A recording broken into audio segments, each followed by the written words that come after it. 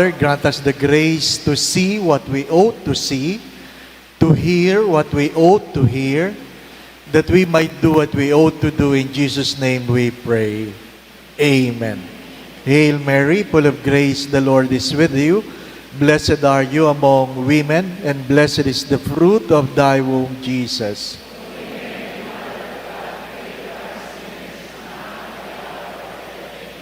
Mary, seat of wisdom, pray for us.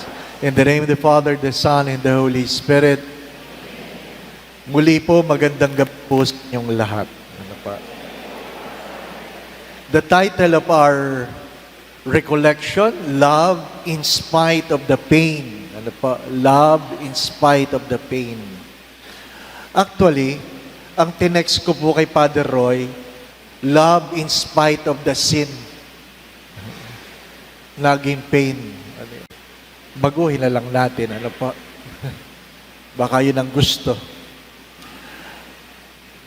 I will give you an example of our common relationship. Then we will review about love, different relationship, then how God, through the scriptures, defined love.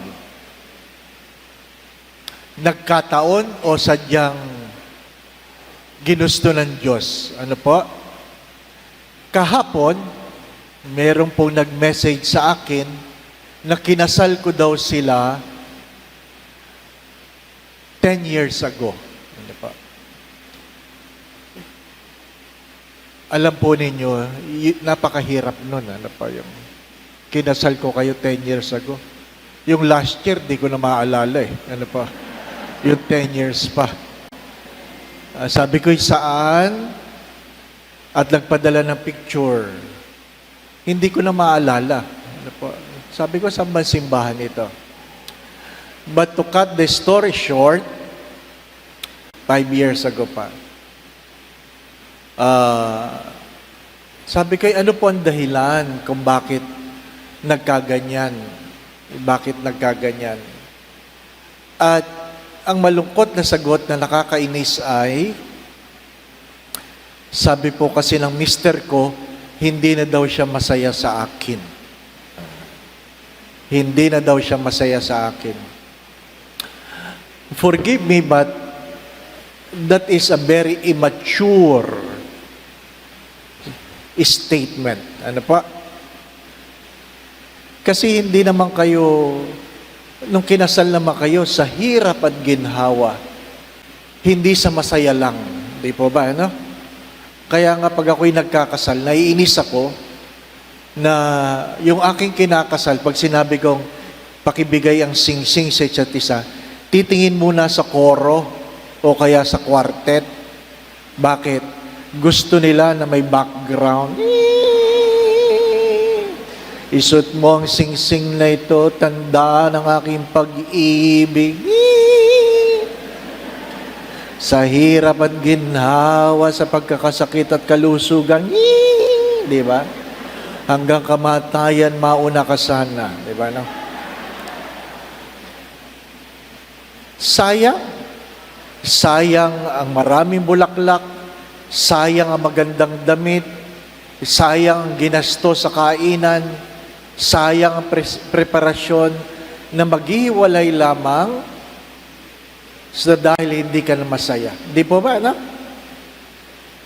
Pero, merong bago. Nag-message. Hindi naman niya alam na magbibigay ako ng recollection. Gagamitin ko yung example niya. Na ano? Basahin ko po yung text. Hindi niyo naman kilala ito. Ano pa? Hindi niyo naman kilala. Sabi niya, kasi nung nagmisa po kaninang tanghali, talagang nanginginig ako, distracted ako eh. Ano pa? I got clumsy and I apologize. And sabi niya, pero Father, sabi niya dito, the commandment says not to commit adultery, and the Bible says that a man who divorces his wife makes her commit adultery. And if the man separates from his wife and abandons her because his parents don't want his wife anymore, his parents want him to turn his back from the wife and find another girl. He had to have his wife out of their home since his home is just within the parents' compound. He cannot say no to his parents as his finances are provided by his parents. He won't let his wife see their kids because his parents won't let it. He won't even look at his wife when they appeared inside the court because his wife filed for custody to see the kids and to correct the psych abuse that her husband is doing to their family. What sin did the husband commit? Definitely not the fourth commandment, right? Because he was obedient to his parents. Should all the commandments be treated equally, or the higher the rank, mas important yun, ang sabi niya. Help me to understand. Mahaba pa yung text. Ano po ang sagot ko? Unang-una, huwag niyong kakalimutan ito.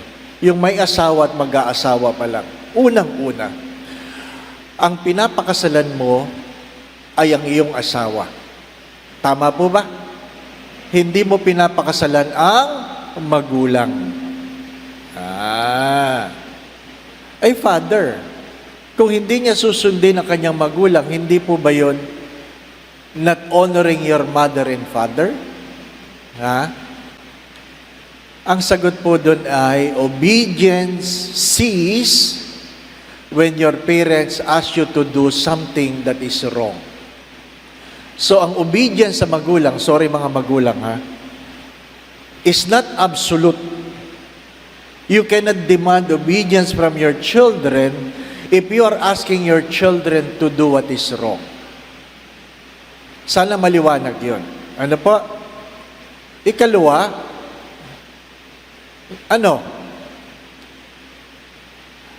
sinabi po sa mga pagbasa, pag mag-aasawa ka, iwanan mo ang iyong ama at ina.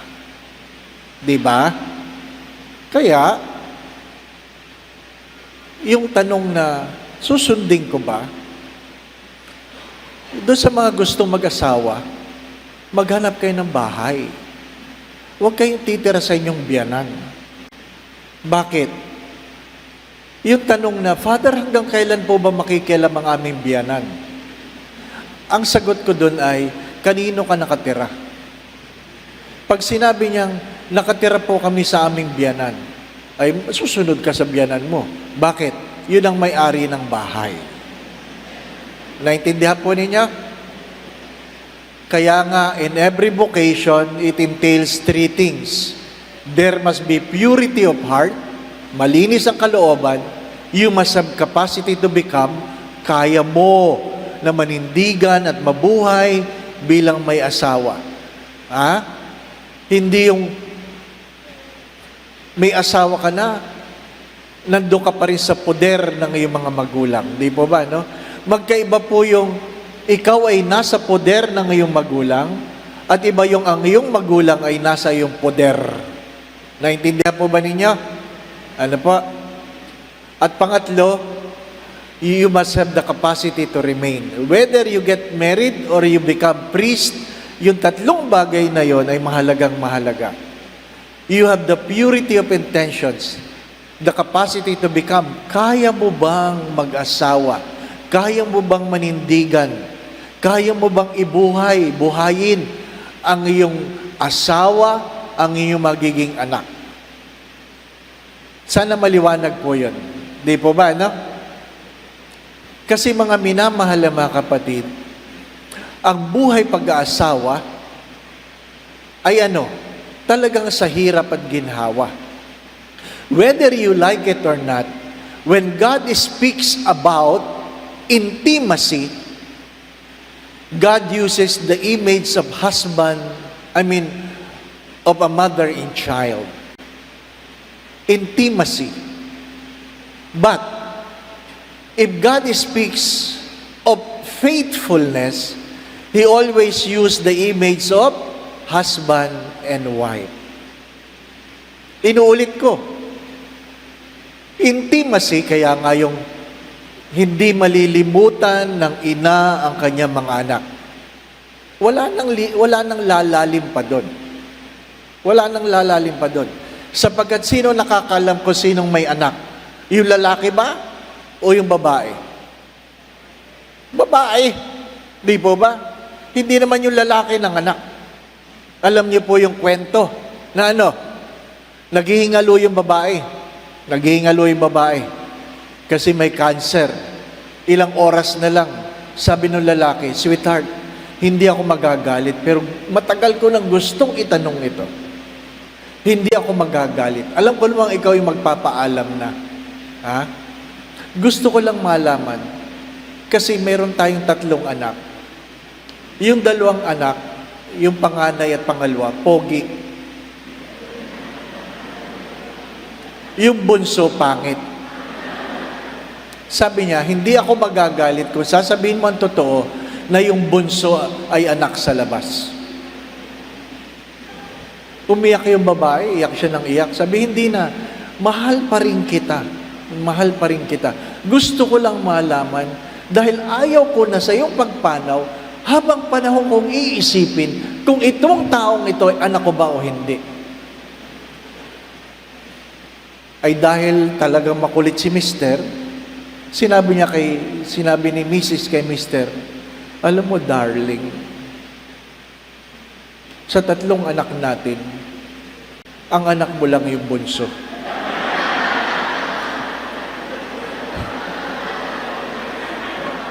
Yun lang pangit. Mabuti na, lahian pa ng maganda. Diba? Bakit? Ay nanay talaga nakakalam, di po ba? No? Pero hindi yun ang ating talk, ha? When God speaks of intimacy, it's always a mother and child relationship. But if God speaks of faithfulness, it's always about husband and wife.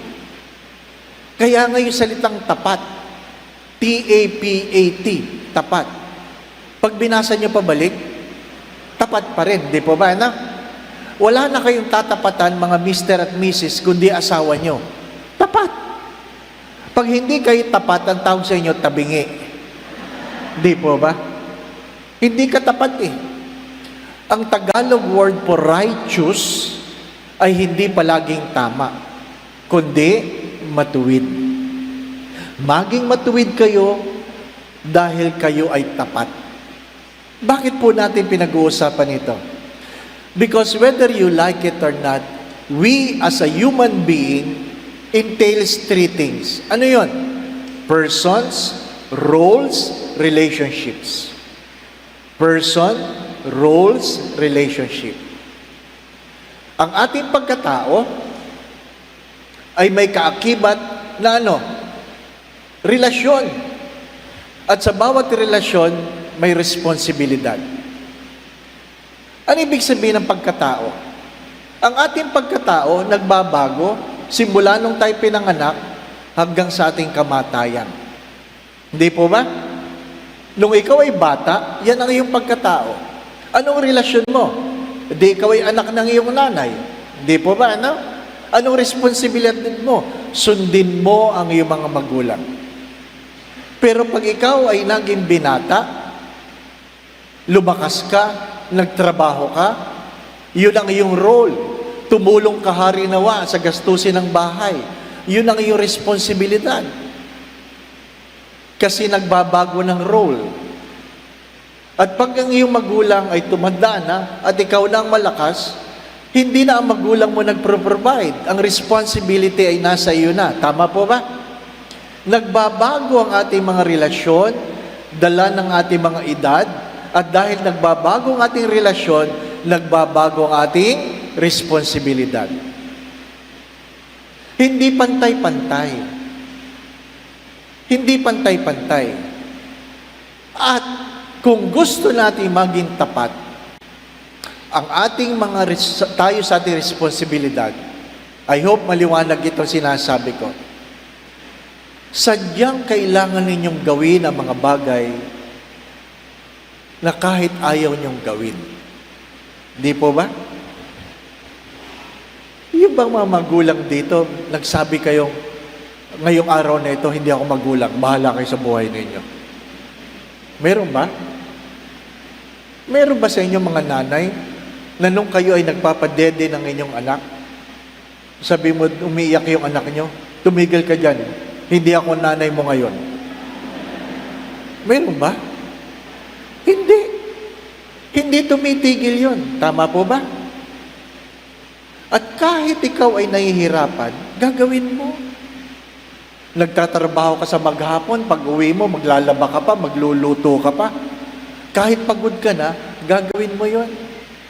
Hirap yun. Hindi po ba? Sabi nga ng kaibigan kong na artista, ano po, nung pinapalaki niya ang kanyang mga anak, single parents siya. Kulang sa 3 pagkain. Pag nagluluto siya, alam niya, para lang sa 2 bata yung kanyang kakainin. Anong gagawin niya? Maghahain siya ng pagkain, dadalhin niya sa lamesa, sasabihin niya sa kanyang mga anak, kumain na kayo, may ginagawa lang ako sa kusina. Tapos sabi niya sa akin, pero wala akong ginagawa, Father. Nagtatago ako sa kusina kasi hindi kasya sa aming 3 ang aking naluto. Umiinom lang ako ng mainit na tubig at madalas umiiyak ako. At pag tinatawag ako ng aking mga anak, sinasabi ko lang, ubusin nyo na yan, ubusin nyo na. Busog ako. Sinungaling, di po ba na? Ang mga nanay, sinungaling eh. Ha? Kahit gusto, ano sabi? Inyo na yan, di ko yan gusto. Di ba? Kahit gutom, busog ako. Kahit pagod, kaya ko yan. Di ba? Bakit? Ginagawa mo ang iyong responsibilidad hindi dahil masaya, hindi dahil magaan, kundi dahil alam mo na yan ay iyong responsibilidad. At hindi lang malungkot, kundi minsan mabigat, mapait, masakit. Mga minamahal na mga kapatid, review. There are 4 types of love. Alam nyo na ito. Ano yun? Eros. Alam nyo lahat yung ibig sabihin ng eros. Di ba? Erotic, passionate love. We might as well get that one out of the way first. Bakit? Sorry for the words. Sa ating mga Pilipino, ang tawag doon libog. Di ba? Ha? Mga minamahal na mga kapatid, walang ginagalang yon. Pari, madre, may asawa, wala, bata, matanda, merong erotic love. Di po ba? Tama ba yan?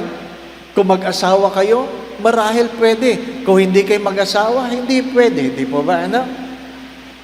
Doon sa tanong, minsan may nagtanong sa di po ba, Father, when is sex holy? Sex is holy in 4 things. It must be done with the right person. Who? The person you are married to. It must be done in the right time. Aba, hindi ka naman rabbit na tira ka ng tira. Di ba ba? It must be done in the right place. Hindi kung saan-saan. At ang pang-4, it must be done in a right way. Ano ibig ko sabihin? May mga lalaki na bago magtalik, manunood muna ng Betamax. Naintindihan niyo ako? Eh kasi kaedad ko kayo, naintindihan niyo yung ibig sabihin. Di po ba, no? Manunood muna ng X-rated. At kung anong napanood, yun ay papagawa sa misis. Hindi pag-ibig yun. Panggagamit yun ang tawag doon. Erotic love must be holy, not at all times. Ma, bakit si kuya? Anito ang pangalan? Hindi naman siya maitim.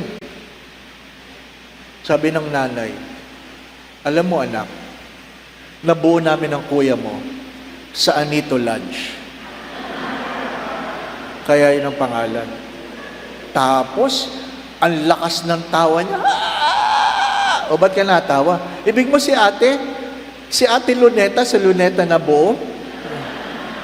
Sabi niya, "Oo, pero tumigil ka nga dyan." Kasi ang lakas ng tawa niya. "Ano ba, tumigil ka dyan?" "Ha, si Kuya Anito, si Ate Luneta." "FX, tumigil ka." Nabuo siya kay FX. Tama raw. Di ba? It must be done with the right person at the right time, not before marriage, but after marriage. Hindi yung, "Father, ikakasal na naman kami." Hindi. It must be done at the right time, after marriage. It must be done in the right place. It must be done in a right way. Eros. The second type of love is philia. Philia. The love between friends. The love between friends. Sometimes you understand this, that our love for our friends is greater than our love with our siblings. Di po ba? May mga magkakaibigan sa labas, that is a filial love. Meron tinatawag na storge. S-T-O-R-G-E. The love of parents for their children. The love of parents to their children. Hindi yan erotic. Hindi yan filial. Ano pa? Then there is love called agape. Agape. The love towards others. Ano po? Agape.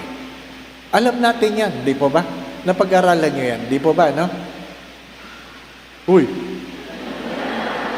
Ba't parang hindi nyo napag-aralan yan? Nagre-review lang tayo. Ano po? The 4 types of love. But there are different types of relationships. Para maliwanag sa atin, again, person, roles, relationship. Meron tayong family relationship. Di ba ba, no? May relasyon tayong pangpamilya. May relasyon tayong pangpamilya. Meron tayong relasyong pangkaibigan. Pangkaibigan. Meron tayong relasyong magkakilala lang. Magkakilala. Di po ba? Hindi naman tayo pamilya, hindi naman kita kaibigan, pero may relasyon tayo. Ano po? Kasi, kliyente mo ako, kliyente kita. Di po ba, no? Acquaintance. Pag may tindahan kayo, may relasyon ka doon sa namimili. That's acquaintance. Ano po? Mayroong romantic relationship. MU. Ano po? Mag-un. Di po ba, no? MU. Merong sexual relationship lang. Hindi sila pamilya, hindi sila magkaibigan, hindi sila acquaintance lang, pero mayroon silang sexual relationships. Meron silang sexual relationship. Meron tayong work relationships. Meron tayong tinatawag na situational relationship. Nagkaroon lang tayo ng relasyon dahil dala ng pagkakataon. Di po ba, no? Dala ng pagkakataon. Magkasama tayo sa isang project. Kaya situational relationship. So, may iba't ibang klaseng pag-ibig, may iba't ibang klaseng relasyon. Mga minamahal na mga kapatid, pero ano bang tinuturo ng Ebanghelyo sa relasyon ng Diyos sa kanyang bayan? Ano ang core ng relasyong ito? Ang core ng relasyong ito ay mula sa Gospel ni St. John, chapter 3, verse 16. Memoryado niyong lahat yan, di ba? For God so loved the world that He gave His only begotten Son, that whoever believes in Him will not perish, but will have life everlasting. That's the core of our relationship. Kung ano nagsasummarize sa Biblia, ang nagsasummarize ay John 3:16. That's the core of our relationship. That God loves the world. Not because the world was loving, not because the world was beautiful, not because the world was grateful, no. But because God is a loving God. Magkaiba po yung awa sa habag. Magkaiba yung awa sa habag. Ano po yung awa? Uy, ba't mo tinutulungan yan? Ang tamad-tamad yan. Hindi yan nagtatrabaho. Nakakaawa eh. Ba't mo yan binibigyan? Ayaw magsumikap. Nakakaawa eh. Di po ba? Naintindihan niyo ako? Mayroon kayong mga tinutulungan dahil naawa kayo. Ano po? Pero dumating ang araw na hindi nyo na tinutulungan. Oh, balita ko, hindi mo na daw tinutulungan nyo. Ano? Nakakainis na. Ano? Nakakainis na. Ibig sabihin, yung iyong relasyon, yung iyong awa, ay depende saan? Sa inuugali ng iyong binibigyan. Ano po yung habag? Mercy. Ang ibig sabihin ng mercy, ang relasyon ay hindi nagbabago kahit anong ginagawa ng kanyang minamahal. Mercy is being spared from the punishment we deserve. That is mercy. Kahit karapat dapat kang parusahan, hindi ka pinarusahan kasi nahabag sa iyo ang Diyos. Naintindihan po ninyo? Magkaiba po yung nakakaawa sa nahabag. Ha? Mga minamahal na mga kapatid. Kaya nga, in the Gospel of Luke 15:11 to 32, this is the gospel about the prodigal son. The love of God welcomes sinners. Hindi dahil nakakaawa, kundi dahil sadyang ang Diyos ay ano? Mahabagin. Mahabagin. Ano ang katotohanan ng buhay? May mga taong umaalis sa simbahan. Hindi natin mapipigilan ang mga taong umaalis sa simbahan. Pero, sana hindi tayo ang dahilan. Hello? May mga taong nagsisimba dati dito, hindi na nagsisimba. Bakit? Nainis sa sekretary. Halimbawa lang. O kaya nainis sa choir. O kaya nainis sa saan? Anong nakakainis? Halimbawa, nainis sa collector. Ha? Nainis sa greeters. Di ba? Ayaw ko na dyan. Nainis. Hindi natin mapipigilan yung mga taong umalis sa simbahan. Pero, sana hindi tayong dahilan. Ano po?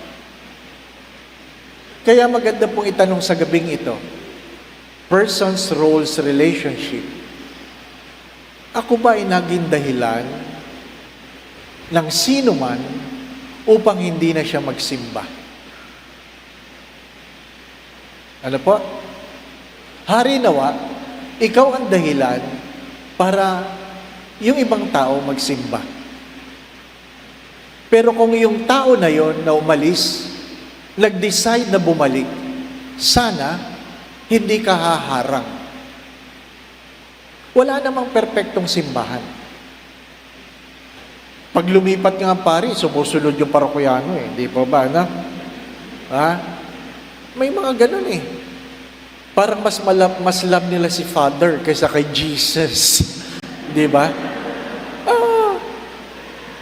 Totoo yun. Di ba? At meron sa inyo in general, hindi dito sa ano, in general, meron sa inyong naguhulog sa collection, hindi dahil gusto niyo talagang tumulong, kundi dahil si Father nagmisa. Di po ba? Bato-bato sa langit. Ang tamaan buti nga. Di po ba? No? Bakit? Masyado tayong personality centered. Di ba? Kaya ang opisina sa mga parokya, tinatawagan, sino po magmimisa? Totoo o hindi? Totoo. Ah, siya! Bakit siya? Di po ba, na? Kaya dati, pag may tumatawag sa parokya, sino po magmimisa? Sabi ko sa sekretary, sabihin mo si Father. Sino si Father? Si Father, di ba? Basta hindi si sister. Oh. Namimili. Namimili. Ano sabi nila? If you only believe some of what is written in the Bible, you don't really believe in the Word of God. You only believe on yourself. Kaya pag ikaw ay nagsisimba, dahil lamang kay Father, baka hindi ka talaga nagsisimba. Baka, ha? Baka kay Father ka nagsisimba. Baka lang. Pero pwede, di po ba, no? Kaya nga, pag nagre-retire yung mga pari, anong kalungkutan ng mga nagre-retire na pari? Nung sila'y bata, naku, nilalapitan sila, lapit na lapit yung mga tao. Ha? Pero nung sila'y matanda na, nag-retire na, wala nang nakakakilala sa kanila. Bakit?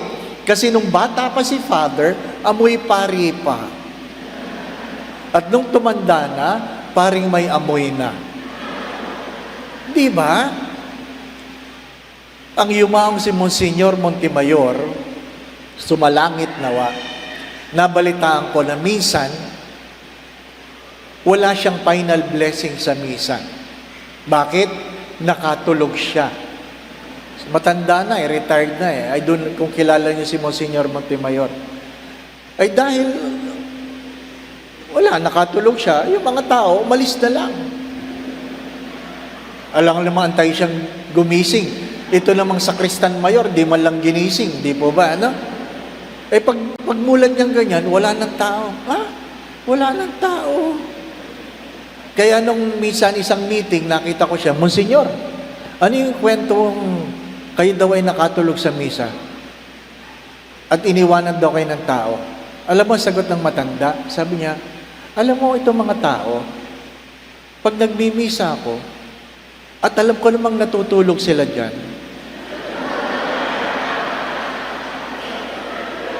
hindi naman ako umaalis. Pero minsan lang ako nakatulog, umalis sila. Di ba, anak? Totoo naman yun. Ha? Unang pagbasa, unang pagtulog. Ikalawang pagbasa, pangalawang pagtulog. Humiliya, mahaba-habang pagtulog. Tama naman ang sabi ng matandang pari, hindi po ba, ano? Tumitigil ba ang paring nagmimisa kapag nakikita kayo natutulog? Hindi. Tama nga naman yung tanong niya. Bakit nung siya nakatulog, umalis kayo? Di ba? Lalong-lalo na pag tayo nagkakaedad, ang tukay na tayo. Pag tayo diabetic, lalo na, hindi po ba, ano? Doon sa unang parokya kung saan ako na-assign, ang nagsisimba sa umaga, sino? Oh, alam ninyo, matatanda, di ba? Kayo yun, di po ba, no?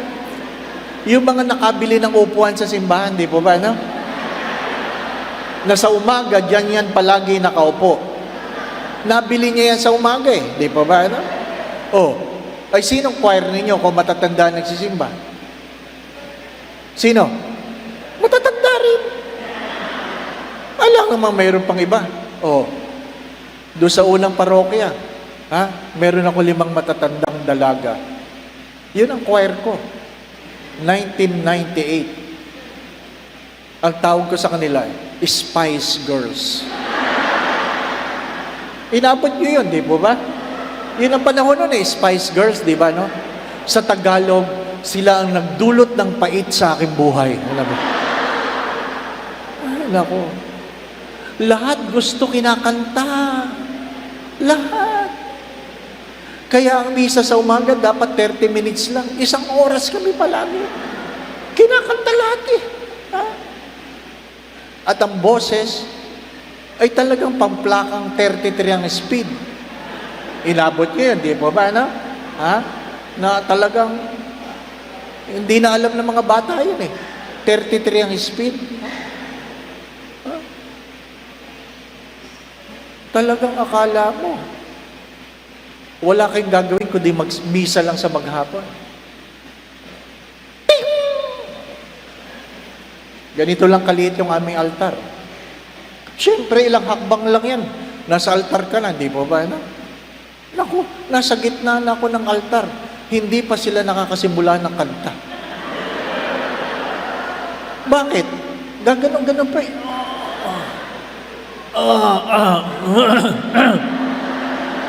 Di ba, ano? Parang palagi may nakabara sa lalamon. Buksan ang aming puso. Ay katagal. Ay hindi ako nakapagpigil kasi ako'y bagong ordain. Alam niyo na, sabi ko sa kanila, buksan niyo na, kanina pa ako dito. Ano problema? Pag matanda, madamdami na. Di po ba, ano? Kaya pag kayo madamdami na, matanda na kayo. Oh, nasabi ko lang na gano'n. Naku, 3 araw akong walang choir. Nagdamdam eh. Nagdamdam. At akala nila, malulungkot ako. Ay, hindi nila alam, masaya ako. Pwedeng magmisa ng walang choir, pero hindi pwedeng magmisa na choir lang na walang pari. Di ba ba, na? Aba! O, di ang bilis ng misa namin sa umaga. Kaya lang, napagalitan ako ng kura paro ko. Sabi niya, hanapin mo sila, hanapin mo. Parang naghahanap ako mga naliligaw na tupa. 3 araw na wala, tapos makikita ko doon sa tindahan, sa palengke. Oh, sister, 3 araw na ako hindi nakanta, hinahanap kayo ni Father. Ay, dumating po ang aking apo. Ay, dumating ang aking anak. Ay, dumating. Sabi ko, ang tandaan nyo na, sinungaling pa kayo. Nagtatampo lang kayo eh, di ba? Ay kasi Father, wala kang ginawa kundi laiting kami. Di ba? Hindi ko kayo nilalait. Sabihin ko lang, itama ang tono. Di ba? Madamdami na eh. Mahirap yung pag tayo tinatama. Kasi you have the role. Di po ba? Oh, ay sinong kolektor mo? Matanda din. Di po ba? No? Ang yumaong sa aling kuring, 1, 2, 1, 2, 1, 2. Ang bagal. Di ba ba? Ha? 22 lang nagsisimba. Tapos na ang misa, hindi pa siya tapos. Ano? Ang tagal makarating eh, di ba ba? Ano? Oh. Mga minamahal ng mga kapatid. Oh.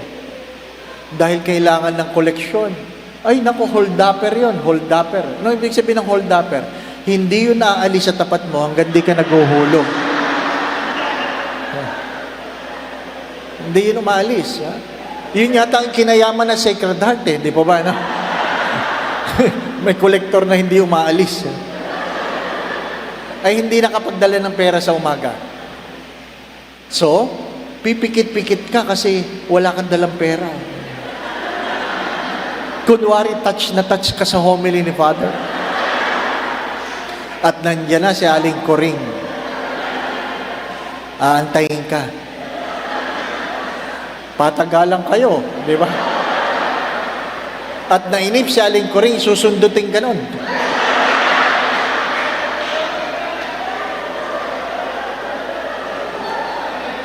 Yan ang ating simbahan. Yan ang ating simbahan. Isipin nyo, 20 daw nagsimba. Ang koleksyon, 1850. Bakit? Naghati-hati pa sila eh. Ha? Mga minamahal na mga kapatid, kung hindi tayo mahal ng Diyos, nasaan na kaya tayo? Naitanong niyo ba yon?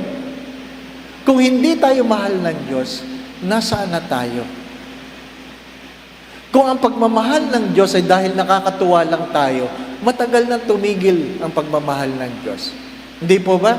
Kung ang pagmamahal ng Diyos ay dahil tayo grateful, naku, matagal nang nawala ang Diyos. Kung ang pagmamahal ng Diyos ay dahil mabait tayo, matagal nang wala ang Diyos. Yun ang pagmamahal. In spite of the pain, God loves us. In spite of the pain. My dear friends, the prodigal son was loved and welcomed back, not because he was good, but because the Father is good. The healing of the mother-in-law, Peter. Sabi nung iba, kaya nga kaya nga dininay ni Peter si Jesus eh. Bakit? Pinagaling niya ang kanyang manugang, biyanan, di pa ba, no? Ha? Hindi totoo yun. Ano ibig sabihin nun? Kung mahal ka ng Diyos, mahal ng Diyos sa mga taong minamahal mo. Huwag niyong kakalimutan yun. Kung mahal ka ng Diyos, mahal ng Diyos sa mga taong mahal mo.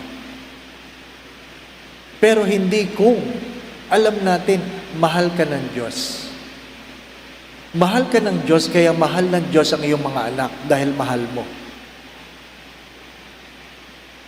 Mahal ng Diyos si Peter at mahal ng Diyos ang kanyang mother-in-law dahil mahal siya ni Peter.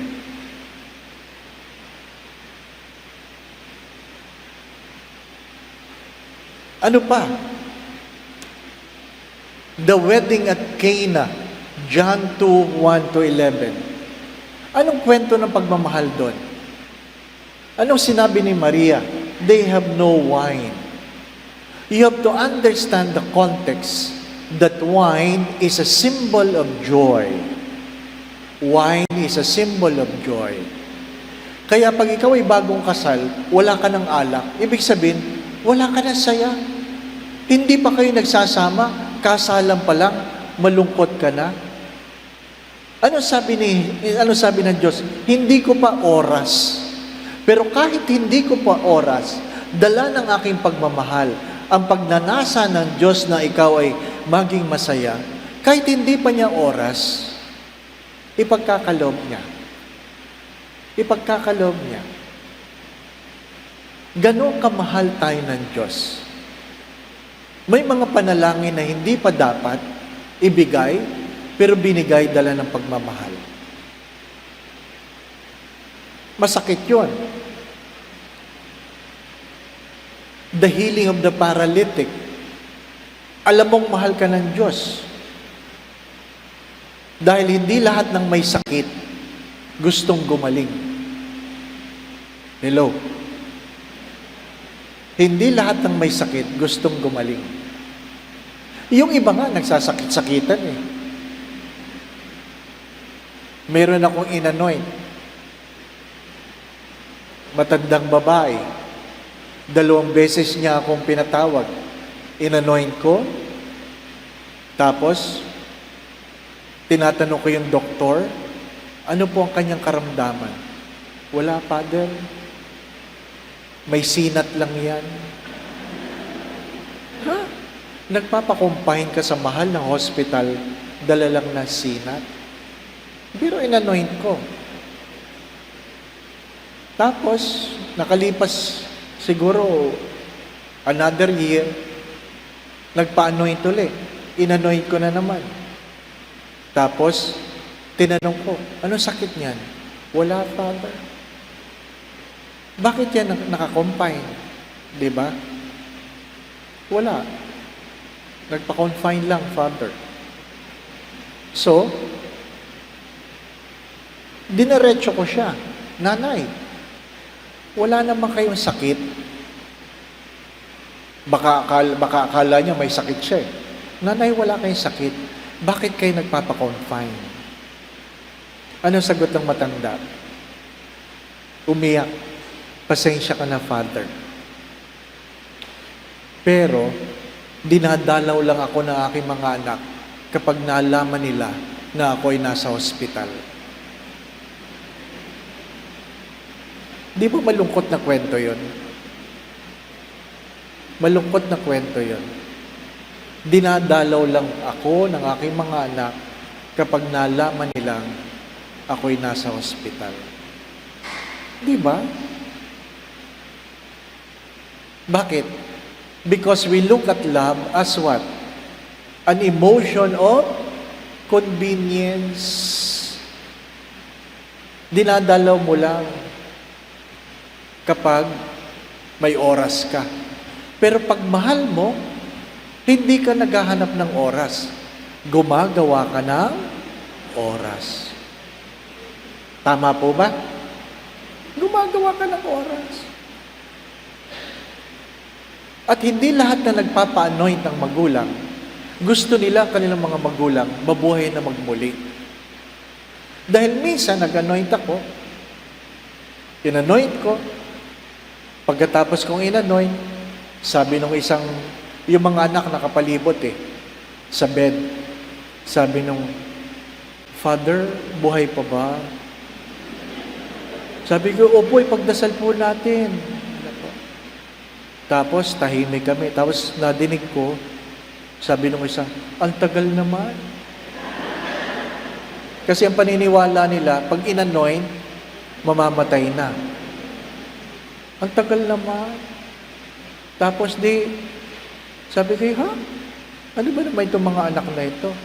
Tapos sabi nung isa, ate, kunin mo na, ate. Sabi ko, ano kaya kukunin? Sa ilalim pala nung kumot, mayroong isang brown envelope. At kinuha nila yung brown envelope. Ako naman, alam ko naman ang itsura ng titulo ng lupa. So, kinuha yung laman ng envelope, mga titulo ng lupa. Sabi nung isa, akin yan. Nagtigigisa sila doon sa titulo ng lupa. Pagkatapos, nag-aalisan. Patawarin ako ng Diyos, natukso ako. Tinignan ko yung envelope. Bakit? Baka may iniwan para kay Father. Ha? In-anoint mo magulang dahil gusto mong pamatay na? Dahil iniwanan siya, ako naiwanan sa kwarto. Nakatulala akong ganyan. Hindi ako makapaniwala bilang isang pari na mayroong ganon. Hindi ako makapaniwala. At dumating yung nurse, sabi niya, Father, kamag-anak niyo? Sabi ko, hindi ho. Ba't ho kayo naiwan? Ewan ko. Diba? Hindi ko masabi doon sa nurse, ay kasi nagtigigisa na sila. Diba? If you cannot love your aging parents, all your love are questionable. Hello? If you cannot love your aging parents, all your love are questionable. Because when we talk about intimacy, it is the relationship between mother and child. Mga minamahal na mga kapatid, kaya nga yumaong si Father Eric Santos, kilala niyo si Father Eric Santos, ha? Ang dating taga-Tondo. Ha? Ang isa sa gift ni Father Eric, sabihin niya sa mukha mo kung anong dapat mo marinig, pero kahit masakit, matatawa ka. Ganon siya kagaling. Ha? Yung itong matandang ito, na sinabihan na yung pamilya, mga anak, iuwi nyo na nanay ninyo. Bakit ho, Dok? Wala na tayong magagawa. Sa bahay nyo na lang antayin. Madali sila mamamatay na. Ha? Ay hindi nila masabi sa nanay nila na, Nay, uuwi na tayo kasi malala na kayo. So anong ginawa nila? Tinawag nila si Father Eric Santos. Sabi, anong gagawin ko? Sabihin mo naman kay Mama, hindi na maganda ang kanyang kalalagayan, kaya sa bahay na lang siya mag-aantay. Anong style ni Father Eric? Sabi ni Father Eric, Nay, kumusta na kayo? Alam mo naman tayo mga Pilipino, kahit naghihingalo, mabuti naman ako, Father, mabuti naman. Kaya ka nga nasa hospital, hindi ka mabuti, di ba ba? Ay, hindi ko kayo mabuti, nanay. Hindi kayo mabuti. Tapos sabi ng matanda, ha? Ano daw sabi ng doktor, Father? Ang sagot ni Father Eric nung panahon na yon, Nay, nanonood ba kayo ng Marimar? Opo, Father, gustong-gusto ko yon. Ha? Sabi ni Father Eric, hindi nyo na matatapos. Hindi nyo na matatapos, di ba? Edi umuwi ang matanda na hindi mabigat ang loob. Pero ibig ko sabihin, yun ang dalawang mukha ng pagmamahal. Di po ba, na? Ang malungkot na kwento ngayon, sorry for the words, siguro hindi nyo problema kasi mayayaman kayo eh. Ano pa? Naalin, pag dumating ang magulang na kailangan nila ng tulong na sustento, pag dumating ang magulang, ano sasabihin ng mga kapatid o asawa? Bigyan mo na yan, para umalis. Di po ba? Bigyan mo na yan para umalis. Bigyan mo na yan para tumigil. Sa madalit sabi, hindi ka nagbibigay dahil mahal mo. Nagbibigay ka dahil nagtataboy ka. Ano ibig ko po sabihin? Pwede kayong magbigay ng walang pagmamahal. Pero kahit kailan, hindi kayo pwedeng magmahal na hindi kayo marunong magbigay. Naintindihan po ninyo? Pwede kayong magtiis ng walang pagmamahal, pero hindi kayo pwedeng magmahal na hindi kayo marunong magtiis. Pwede kayong masaktan ng walang pagmamahal, pero kahit kailan, hindi kayo pwedeng magmahal nang hindi kayo masasaktan. Pwede kayong mapagod ng walang pagmamahal, pero hindi kayo pwedeng magmahal nang hindi kayo napapagod. So on and so forth.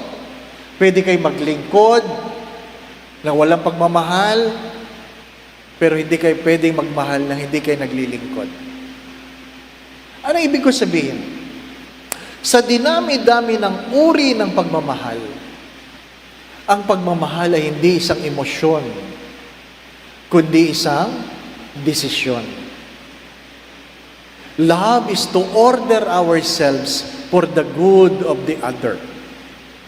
Kung ano ikabubuti, hindi kung anong aking nararamdaman. Ang pagmamahal ng Diyos sa kanyang sambayanan ay hindi kung ano ang kanyang nararamdaman, kundi kung anong ikabubuti ng kanyang sambayanan. Kaya nga kahit nakapako na sa krus, ano sabi ng Diyos?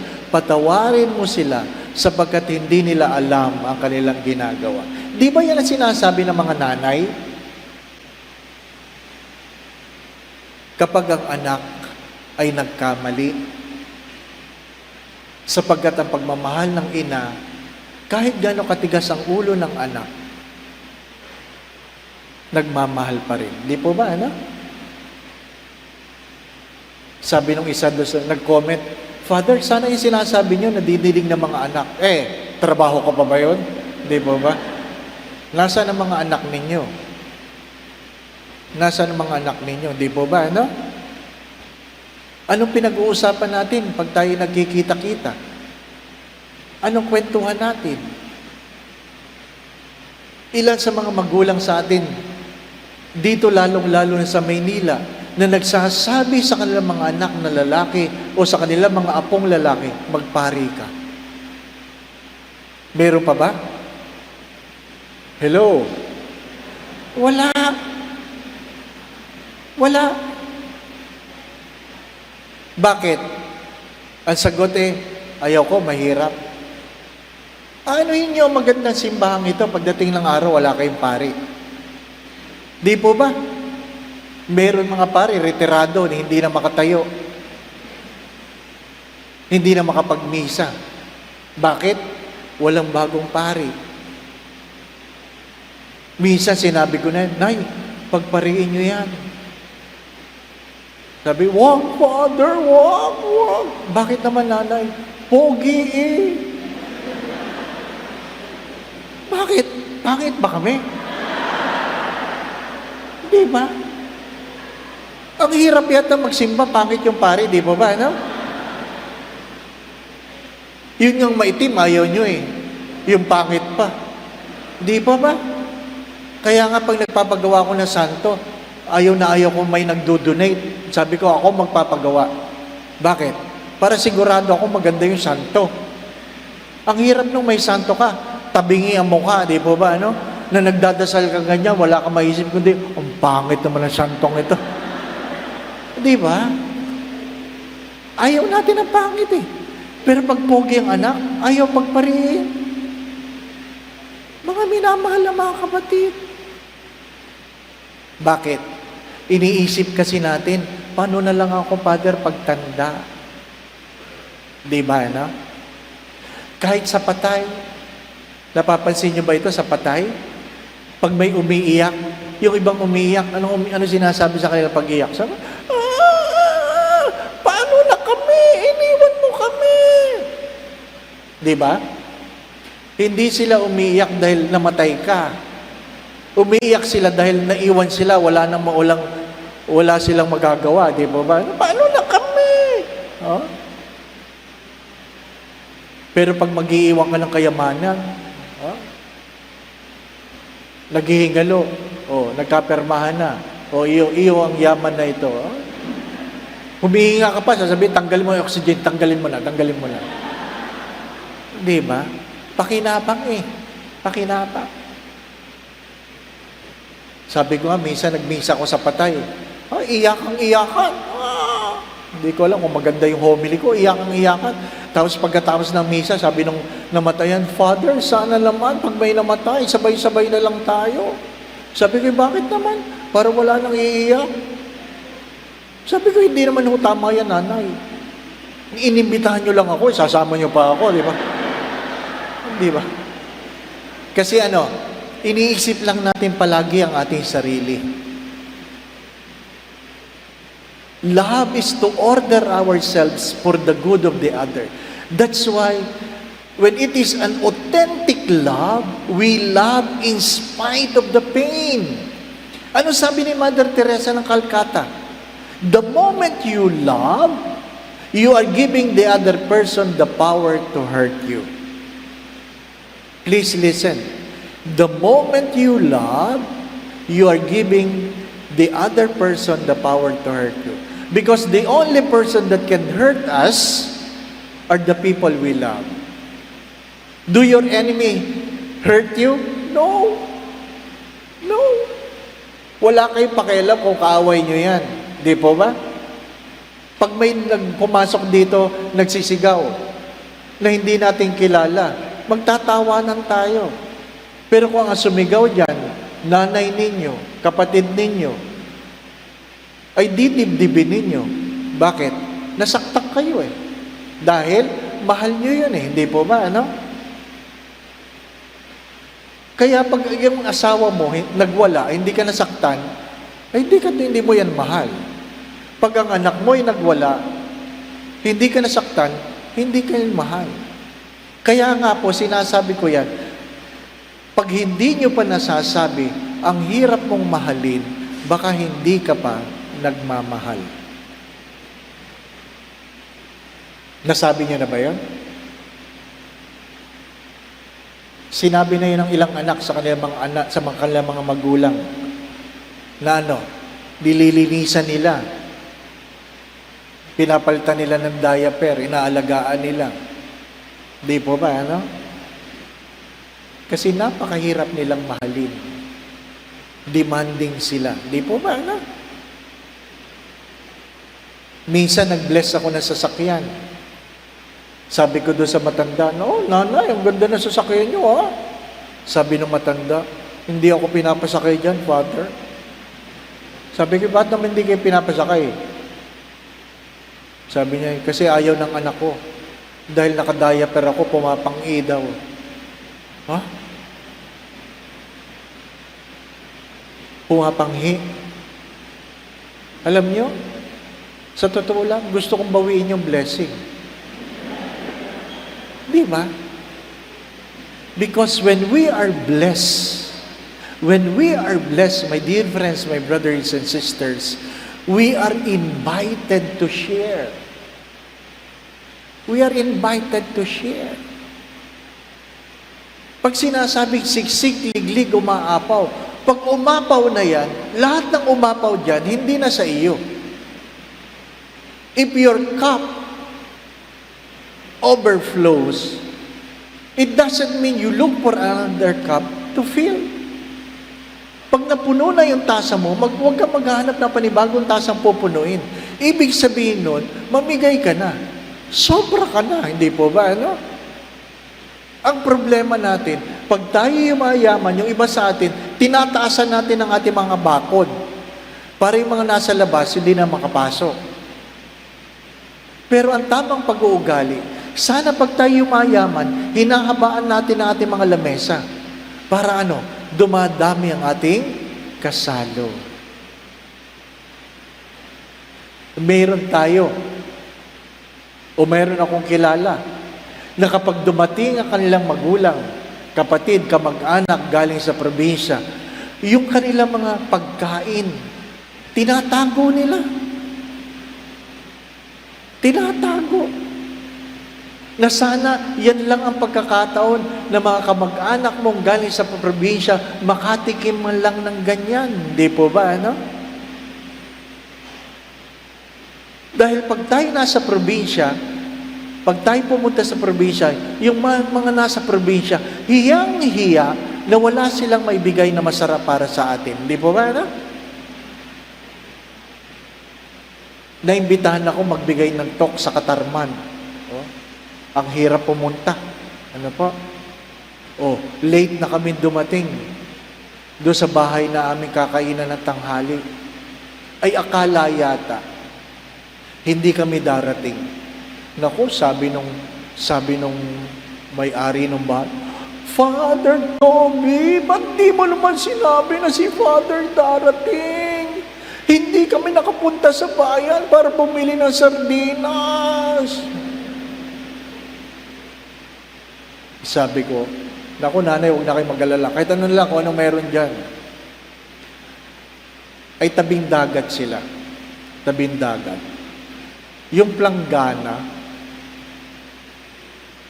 sabi, Father Toby, di naman nakakaya kay Father Dave, ito lang ang ulam namin.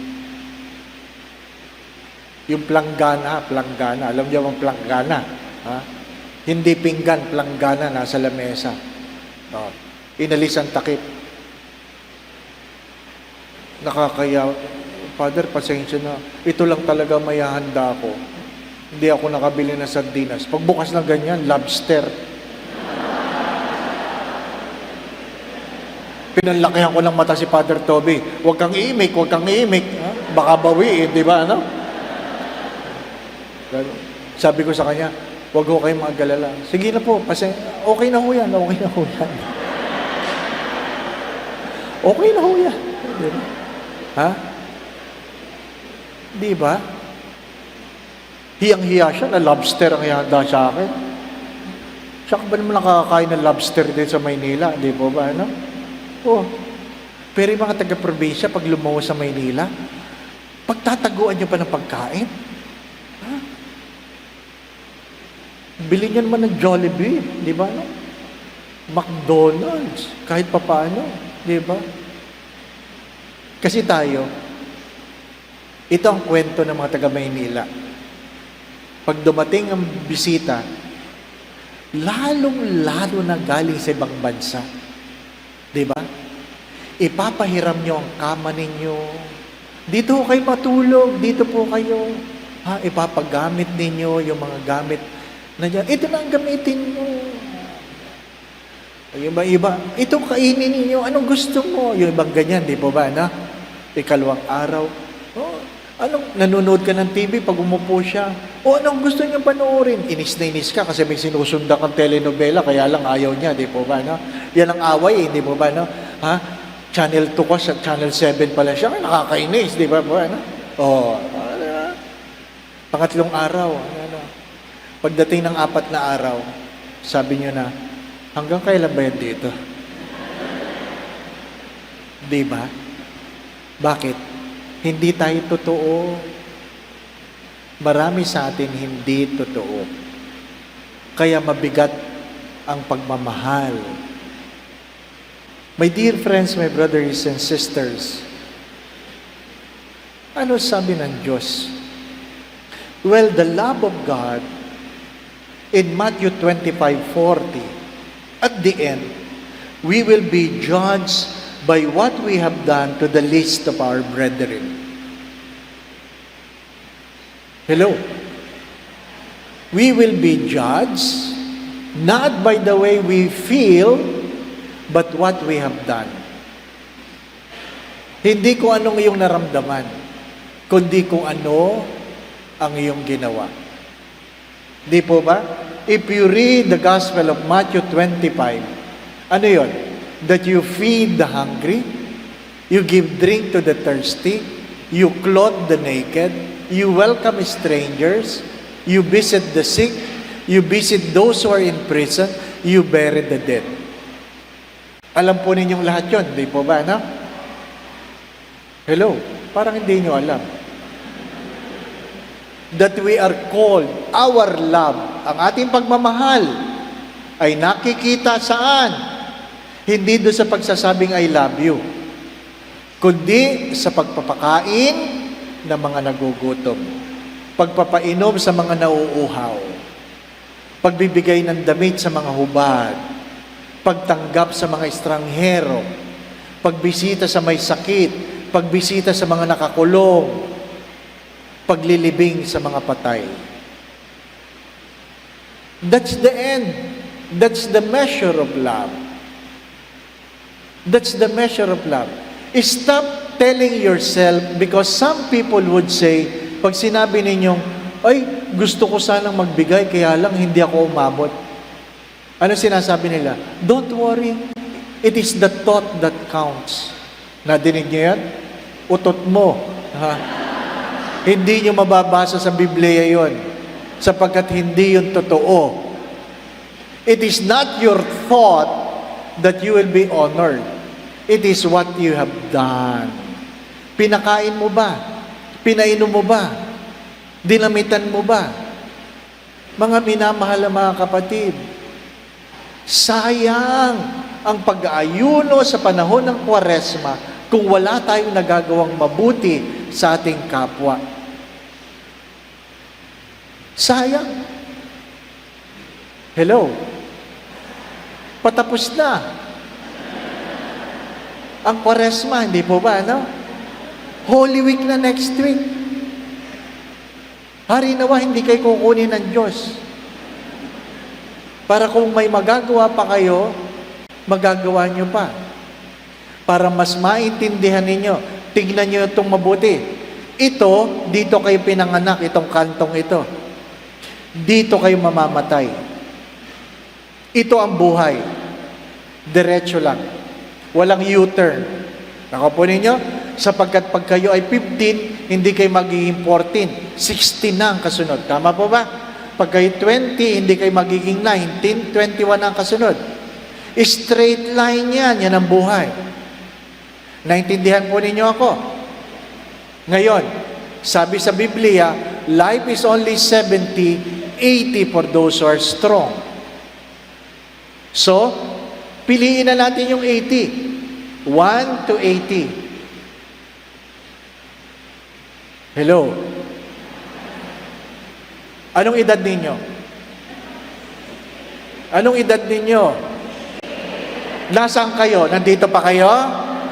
Malapit na kayo, hindi po ba? Ano pang balak ninyo?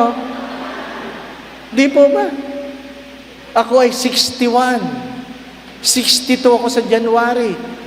Kung 80 ang buhay ng tao, 18 years na lang ako. 18 years. Alam niyo yung 18? Ha? Yun nga, 61 ang bilis eh. Yung 18 pa kaya? Naintindihan po ninyo ako? Tingnan niyo mabuti itong mukhang ito.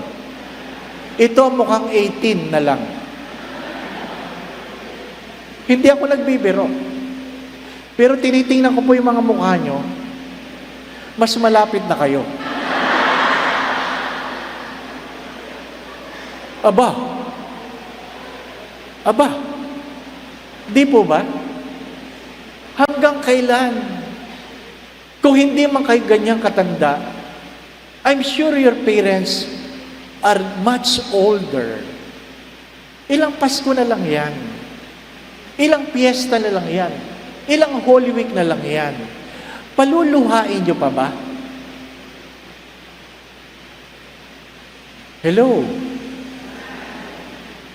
Nagkakaintindihan ba tayo? Aanohin mo ang pag-aayuno. Aanohin mo ang pagdadasal. Aanohin mo ang paghahandog. Kung hindi natin nagagawa ang mga bagay na dapat gawin. Inuulit ko, pakainin ang nagugutom, painumin ang nauuhaw, bigyan ng damit ang mga hubad, tanggapin ang mga estranghero, dalawin ang mga may sakit, dalawin ang mga nakakulong, ilibing ang mga patay. The 7 corporal words of mercy. That is the minimum of love. You do it not because you feel good. You do it because it is what being commanded. In spite of the pain, we do it because God set the norm. And we will be judged in what we have done in this world. Di ba mga minamahal na mga kapatid? Inuulit ko, kung hindi ka pa nasasaktan, baka hindi ka pa nagmamahal.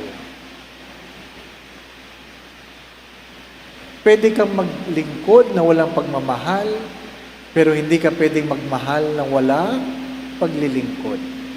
Pwede kang magbigay ng walang pagmamahal, pero hindi ka pwedeng magmahal nang hindi ka nagbibigay. Di po ba? Sabi ko nga doon sa isang recollection ko sa loob ng Laypors hinamon ko yung mga tao, ilan sa inyong lalabas mula sa Laypors hanggang gate ng San Carlos, na pag may naglakad dyan, tatanungin ninyo, saan ho kayo pupunta?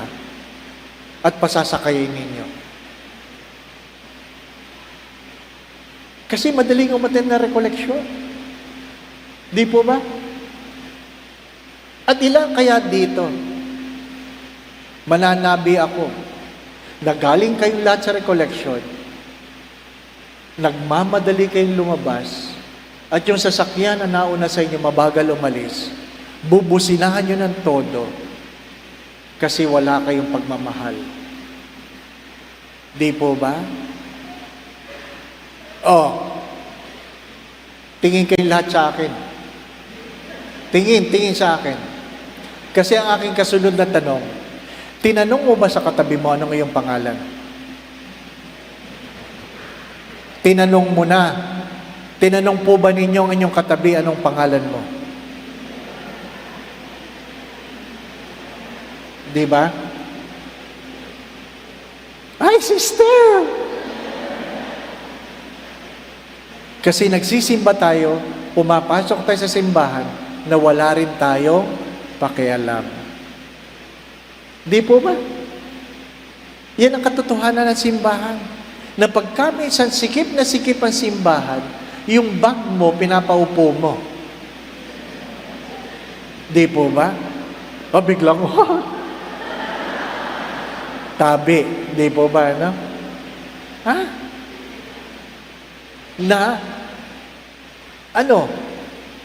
Gusto mo, diyan ka sa tabi palagi. Nakaupo. At pag may dumating, syempre, nandiyan ka sa tabi, makikidaan siya sa tabi mo. Makikiraan po ako. Tapos yung mukha mo, ano ba ito? Natural! Nandiyan ka nakaupo, hindi dadaanan ka. Umupo ka sa gitna para hindi ka dinadaanan. Tama po ba? Ay, nako. Mga minamahal na mga kapatid, malapit na kayo. Tigilan nyo na yung pagsusungit. Di po ba? Di ba? Sayang. Kung hindi natin na ipaparamdam ang ating pagmamahal sa isa't isa. Yung iniisip lang natin, bakit kaya ako iniwanan? Bakit kaya nag-walk out? Hindi mo lang tinanong, baka masama ang pakiramdam. Di po ba?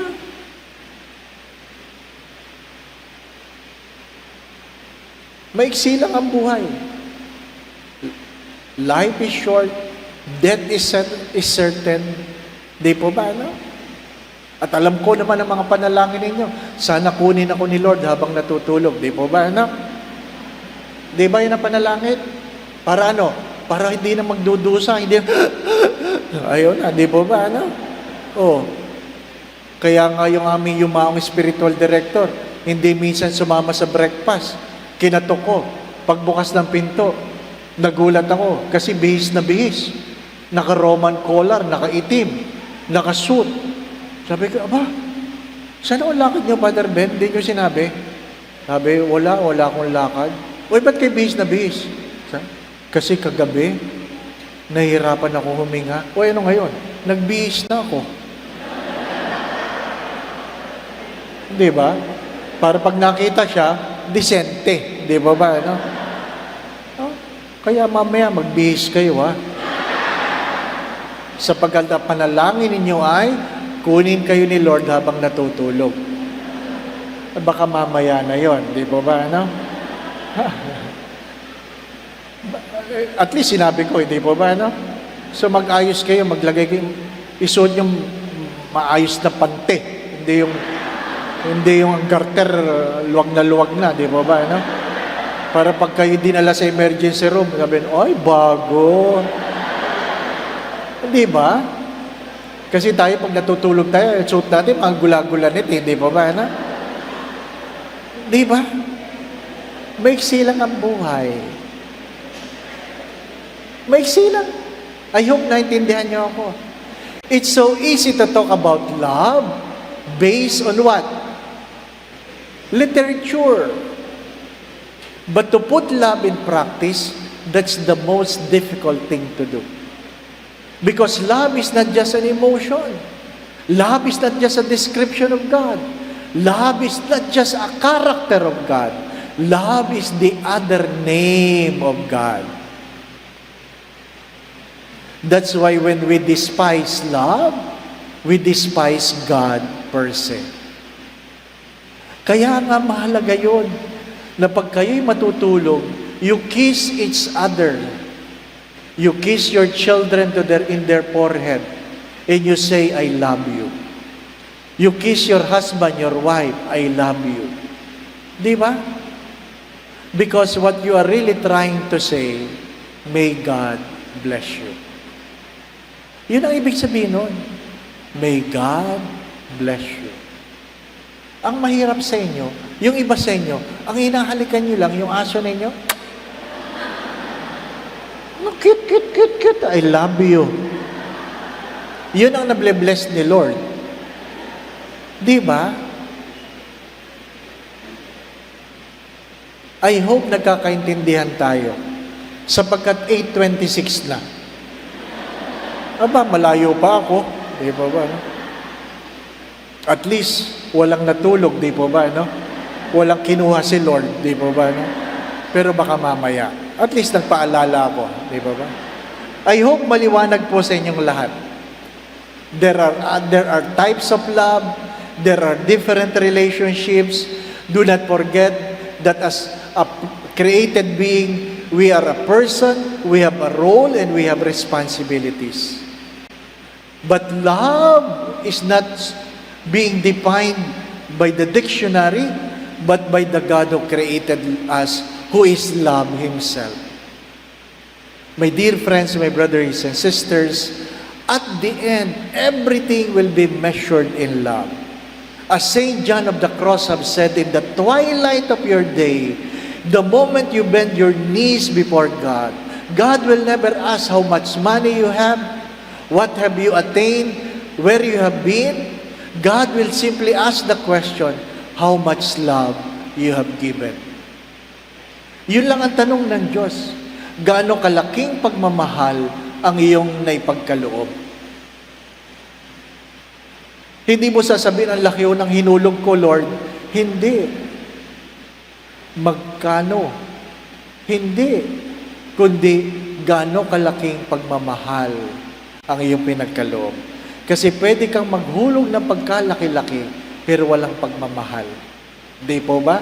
Kaya sinabi ng Diyos sa isang mahirap, mabuti pa ang naghulog ng isang denaryo.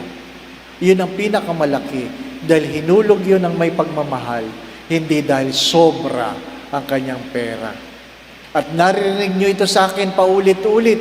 Nagbibigay tayo hindi dahil meron tayong sobra. Nagbibigay tayo dahil alam natin ang pakiramdam ng walang-wala. Mga minamahal na mga kapatid, ang paggalang mo sa matatanda ay dahil naintindihan mo na pagdating ng araw, tatanda ka rin. Tama po ba?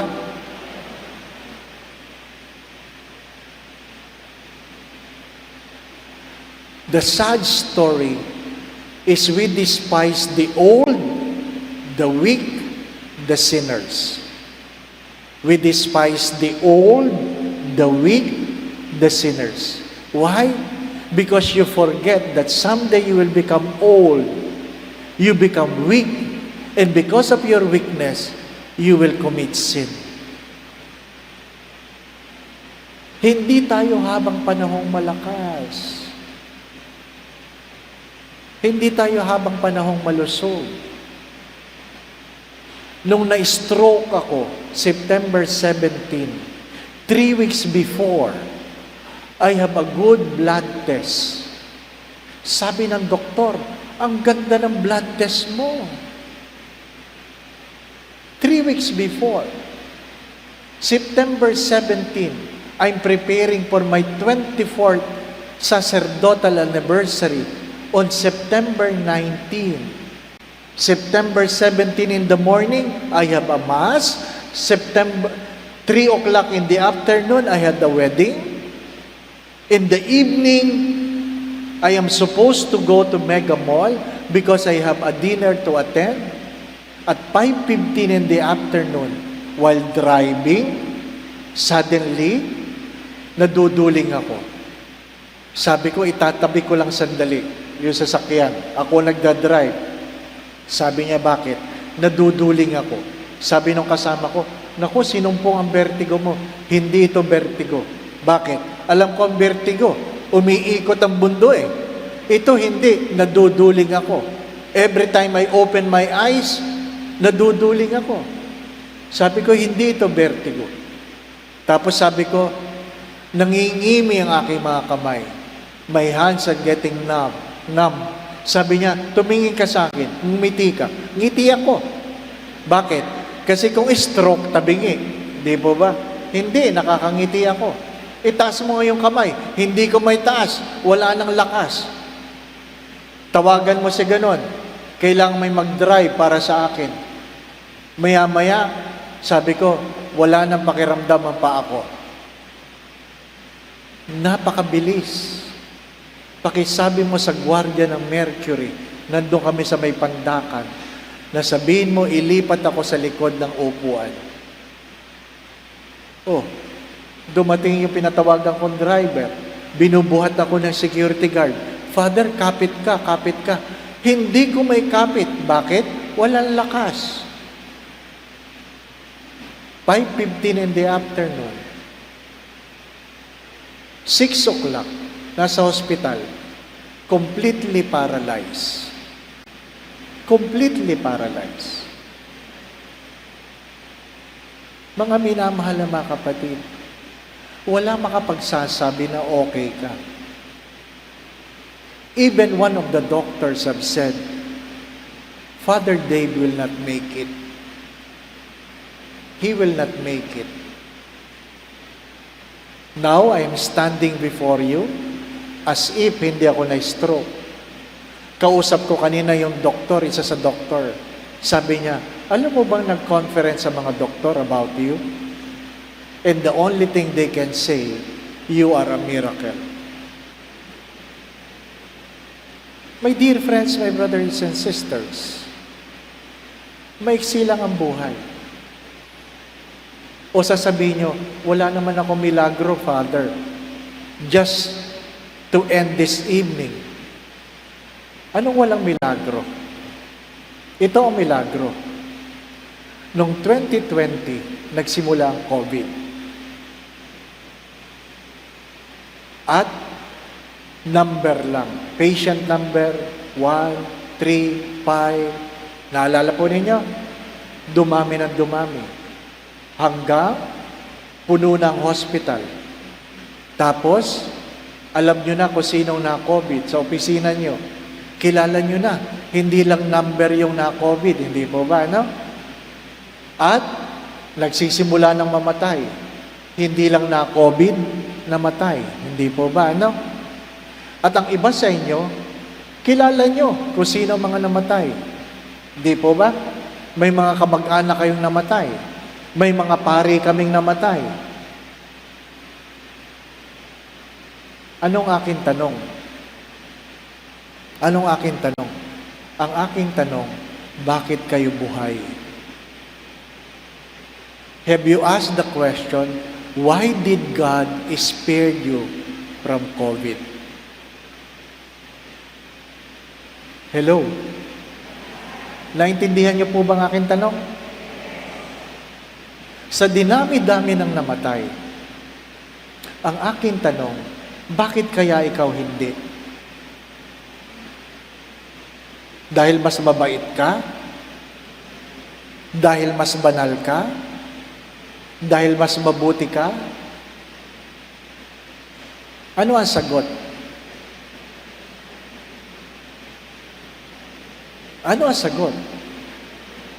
Ang kasunod na tanong ay, ano ang gagawin ninyo? You were spared from death.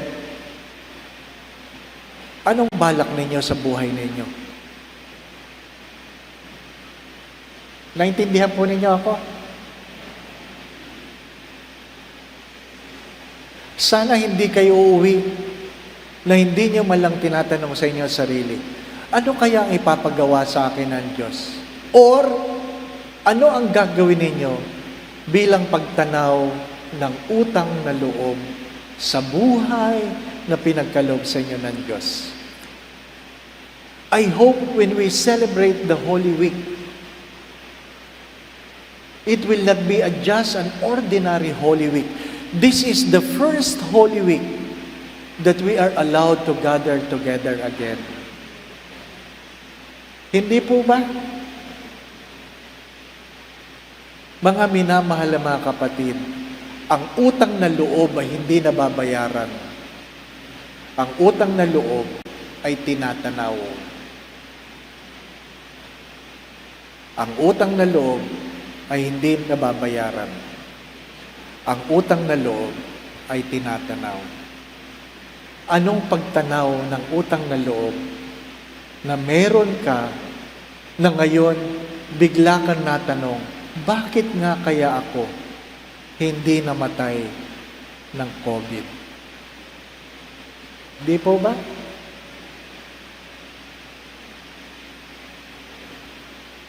Sana merong pagtatanong. Kung hindi yan pagmamahal, hindi ko alam po ano yan.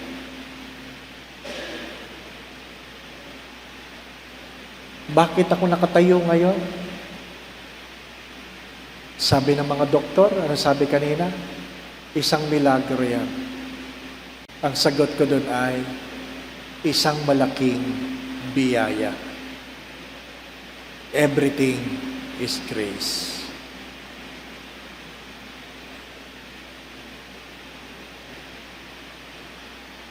Let us close our evening with a prayer. Allow me to bless you. Just remain seated.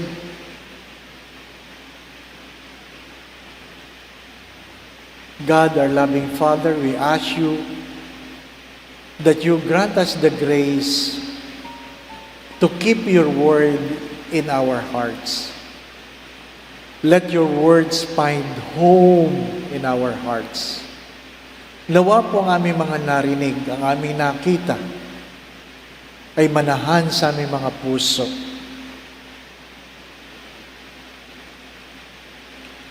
Nagpapasalamat kami sa gabing ito. Panginoon, idinudulog ko po ang iyong mga anak na narito ngayon at mga kasama namin sa online. Hipuin mo po sila. Kilala mo ang bawat isa, Panginoon. Alam mo po ang kanilang mga kalooban. Alam mo ang kanilang mga kwento sa buhay. Ang kanilang mga pagtawad, pagluha, kahinaan at kalakasan, mga kabiguan at tagumpay. Alam mo rin ang kanilang mga pangarap, hindi lang para sa kanilang mga sarili, kundi para sa kanilang mga mahal sa buhay. Idinudulog ko po ang bawat isa. Nawa po'y palagi mo silang ingatan. Ilayo mo sila sa lahat ng uri ng kapahamakan. Patuloy mo silang pagkaluban ng kalakasan, kalusugan, at kung meron man sa kanilang may karamdaman, nawa po'y pagkaluban mo ng kagalingan. Gabayan mo sila sa kanilang mga iniisip at ginagawa. Kung meron man silang pinagdadaan ng suliranin o problema sa buhay, tuwangan mo sila. Alisin mo po ang kanilang mga pagkatakot at pangamba. Dagdagan mo po ang kanilang mga pananalig at pananampalataya sa iyo. Nawa po ang kanilang mga pamilya saan man naroroon, lalong-lalo na may mga matatanda. Nawa po ang kanilang mga pamilya, ang kanilang tahanan, tinitirhan, ay pagharian mo ng pagmamahalan, pagkakaisa, pagkakasundo-sundo, kapayapaan, kasayahan, puspos ng pag-ibig at kasaganahan. Idinudulog ko po ang lahat ng mag-asawa. Kung anuman ang sugat, sakit, sama ng loob, pagkagalit, pagtatampo, paghihinala, dala ng pagkakamali ng sino man. Hilumin mo po ang mga sugat na ito. Nawa po'y meron pong pagpapatawad, merong paghingi ng tawad, merong pagbabagong buhay, merong higit na pagmamahal. Batid mo, Panginoon, ang panalangin ng bawat isa, ang kanilang mga pagdulog, ang kanilang mga pangangailangan. Kayo na po ang magkaloob. Kung ano man po ang higit na makabubuti, makababanal, makasasaya, makauunlad na kanilang mga buhay, kayo na po ang magbigay. Sa tulong at panalangin mga banal, lalong-lalo na ni Maria na ina ng Diyos, ni San Jose ang tapat niyang esposo, naway may pagkaloob mo kailang mga panalangin at pagpalain mo po ang bawat isa sa ngalan ng Ama at ng Anak at ng Espiritu Santo. Most Sacred Heart of Jesus, magandang gabi po sa inyong lahat.